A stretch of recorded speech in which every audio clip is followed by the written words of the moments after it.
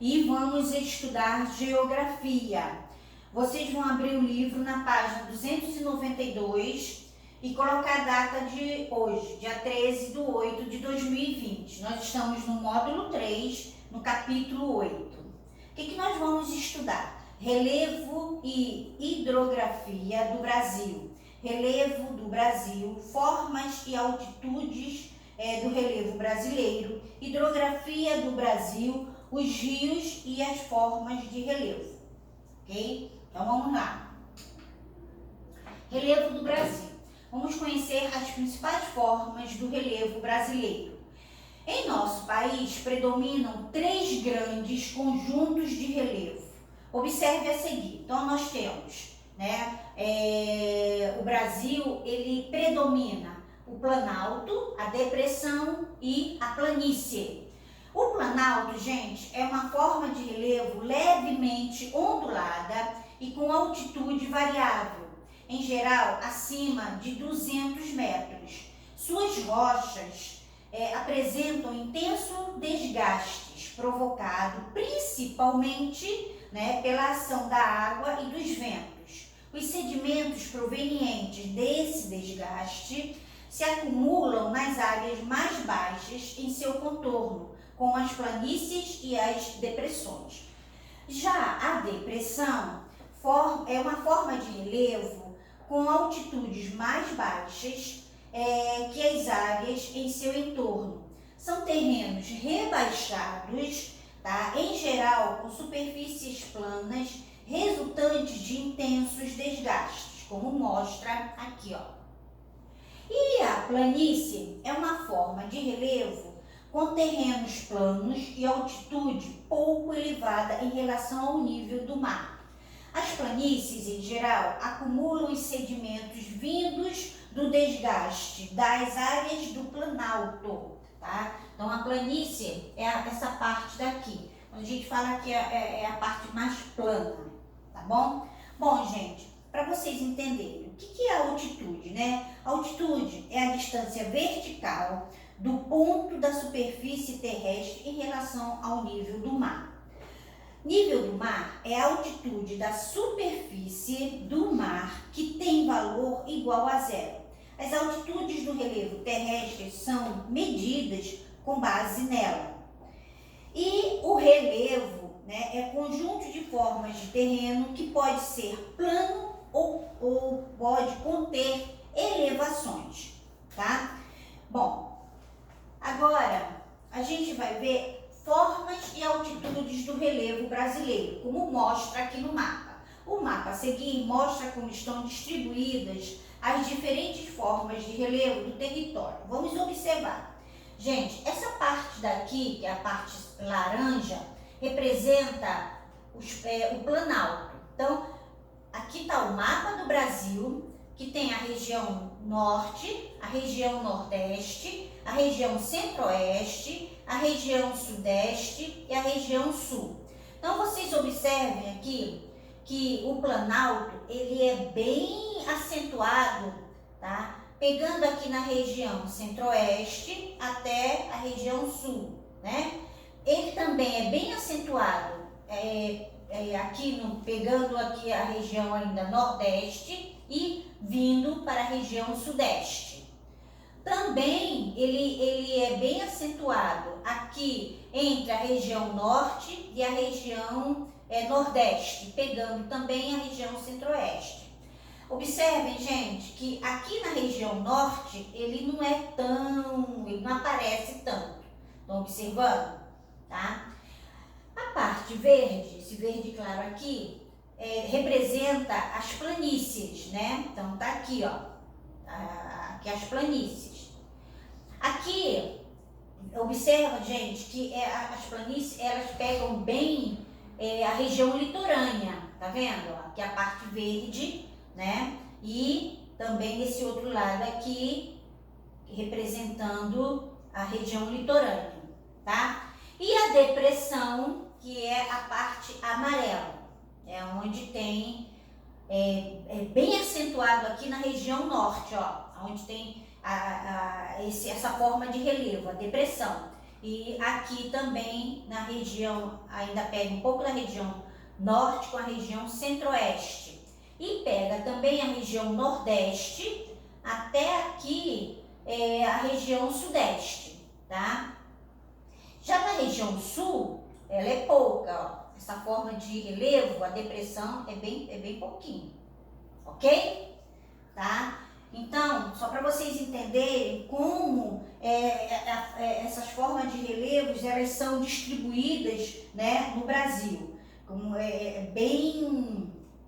o Brasil ele tem uma geografia bem diversificada, né, com planalto, com planície e com depressão, ok? Bom, o relevo terrestre apresenta altitudes variadas. Podemos representar as altitudes do relevo terrestre por meio de um mapa denominado mapa altimétrico. Nesse tipo de mapa, as altitudes do relevo são representadas por cores e tonalidades diferentes. Observe o mapa altimétrico do Brasil. Então, esse é o mapa altimétrico, né, que representa o quê? As altitudes. Então, gente, está aqui, ó, o mapa do Brasil. Essa cor meio avermelhada, tá? Que aparece aqui mais na região centro-oeste, né? E na região sul, sudeste e também na região sul. Observa que aqui na região norte aparece bem pouquinho, bem aqui em cima, né? E aqui na região nordeste também bem pouco. Ela é mais acentuada na região, entre a região centro-oeste, sudeste e a região sul. Então, o que acontece? Vamos lá. Essa cor avermelhada tem uma altitude acima de 1.200 metros. Já a cor alaranjada tem altitude, né? No caso, a parte mais clara, o laranja, tem altitude de 800 a 1.200 metros. A parte mais clara, no caso, o alaranjado mais claro ainda, de 500 a 800 metros. E a parte amarela, olha só, que predomina aqui na região centro-oeste, olha a altitude de 200 a 500 metros. E a parte verde, que é bem acentuada aqui na região norte, indo para a região nordeste, tem altitude de 0 a 200 metros, tá? Então, gente, a maior parte do relevo brasileiro é formada por terrenos com altitudes inferiores a 800 metros em relação ao nível do mar, tá? Os pontos mais elevados do Brasil são o Pico da Neblina, com 2.995 metros de altitude, e o Pico 31 de Março, com 2.974 metros de altitude, ambos situados na porção norte do estado do Amazonas.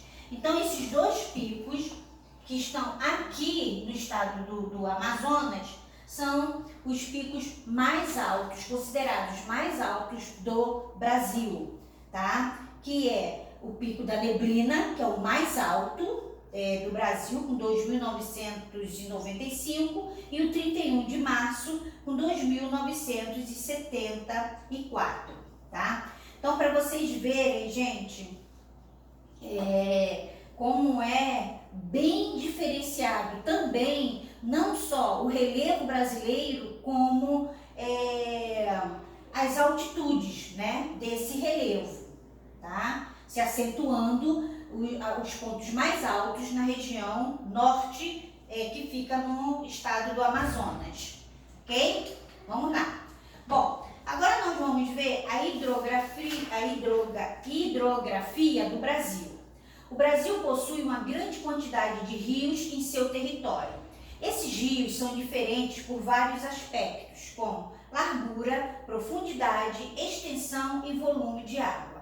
O mapa a seguir apresenta a distribuição dos principais rios no território brasileiro. Então, nós temos aqui, ó, principais rios. Essa representação aqui Deixa eu ver aqui que no meu livro tá vendo, eu estou enxergando melhor. Essa representação aqui, gente, que é uma linha em azul, são os rios chamados permanentes.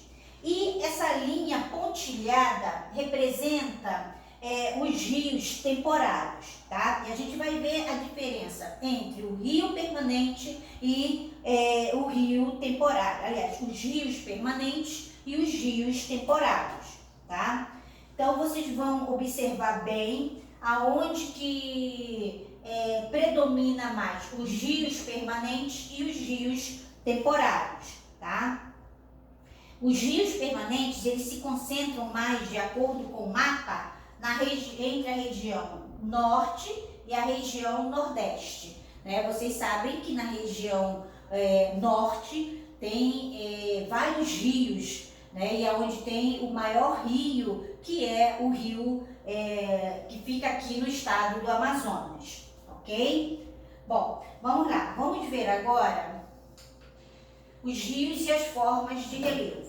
De acordo com o relevo por onde passam, os rios podem ser classificados como rios de planalto ou rios de planície. Bom, gente, como é que são os rios de planalto? Os rios de planalto, eles percorrem terrenos irregulares e muitas vezes suas águas fluem com grande velocidade, podendo formar cachoeiras ou quedas d'água. O Rio Grande, mostrado na fotografia, é um rio de planalto, que é esse aqui, ó. Então, o rio de planalto são aqueles rios onde tem muita cachoeira, tá? E os rios de planície, como eles são? Né? Eles percorrem terrenos que apresentam poucos desníveis, ou seja, pouca diferença de altitude, aquele rio plano que pode ser navegado, tá? As águas desses rios fluem mais lentamente e são favoráveis à navegação. O rio Amazonas, mostrado na fotografia, é um rio de planalto. Então tá aqui, ó, que é o rio Amazonas e ele é bem calmo, tá? Bem calmo e ele é navegável.